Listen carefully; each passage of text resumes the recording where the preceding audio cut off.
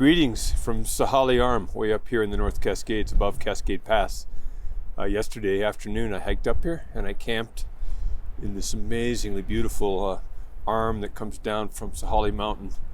And we're up here in this wilderness area, and I just came upon a bunch of goats. It's kind of foggy. I just packed up my camp and I'm heading back down to Skagit Valley. Anyway, I've been thinking a lot about the expression "in the Lord." Yesterday I preached on rejoice in the Lord always. Again, I say rejoice. And I've been really struck by just that expression, in the Lord, or inside, in the sphere of the Lord, which is like, could mean in God's presence, or just in our connectedness to the Lord that we express through our faith. There are so many expressions throughout the Bible, and I just want to go through a few of these.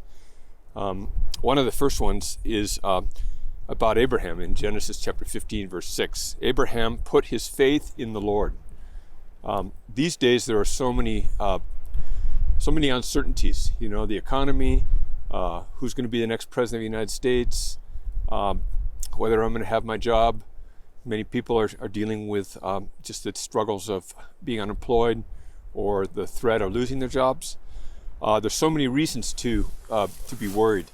And yesterday in my sermon I preached on be anxious for nothing, but in everything through prayer and supplication make your requests be made known to God, and the peace of Christ will guard your hearts. But there's an additional thing that I think we need to do, an attitude, which is to deliberately put our faith in the Lord, to rather than putting our faith in our own plan, or in how much money we have, or just in some material reality. We need to put our faith in this invisible reality of God, who we can't see. In Exodus 14:31, the Israelites are described as believing in the Lord. And we see many other expressions. David took courage in the Lord. I believe that happens when we come into God's presence through worship and prayer, and we find ourselves gaining courage as we do that. Trust in the Lord is a major theme. 2 Kings chapter 18, verse 5.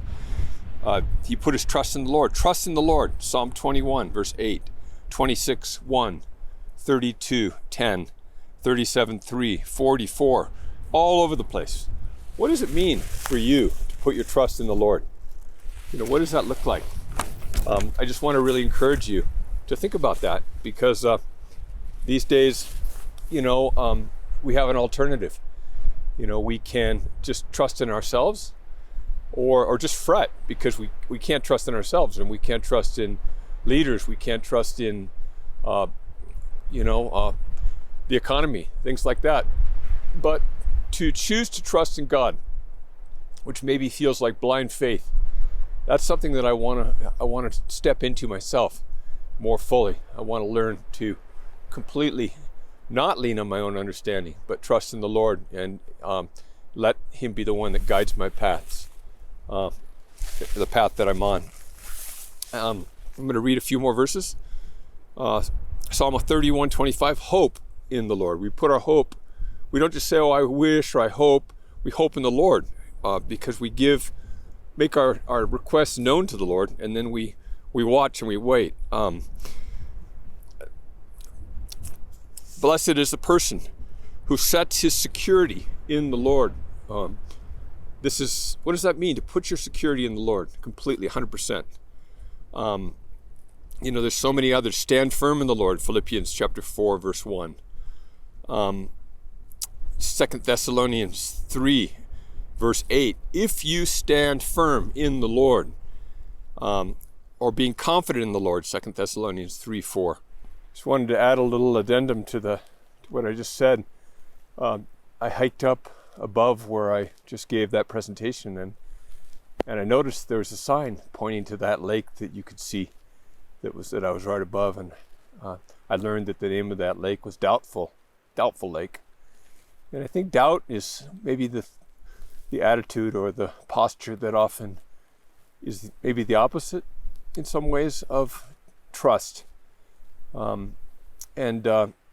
as I've been walking down here, I also see just the fog. And maybe you notice that in the background here. There's lots of fog. And the fog, makes it harder to see. Like I can't see down where I'm going. I'm just trusting. I'm on this path, the path that's right before me here.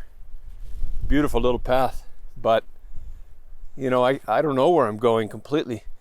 I mean, I do because I've been here. But, faith is a posture of trusting. And even when it feels like we're walking in the dark and there are reasons to doubt, we address our doubts. We bring them up before the Lord, before God, and we speak them out. This is what I do. And we ask God to heal us of our unbelief, and because unbelief is something that's just so rampant, and to help us to actually trust.